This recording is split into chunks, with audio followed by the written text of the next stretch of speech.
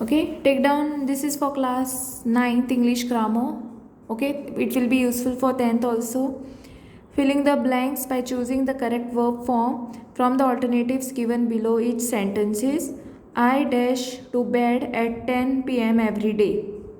Okay, here option A will be the correct option. I go to bed at 10 p.m. every day. Next will be Satish dash a new car last week. So here option B will be the correct option.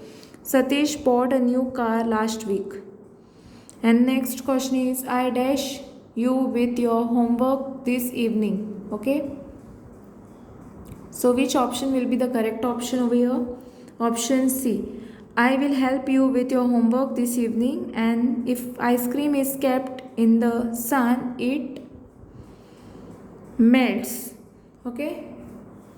So you can take down these questions. Thanks for watching. If you have any doubts, queries, you all can comment below, and don't forget to like, subscribe my channel and share with your friends. Press the bell icon for more updates.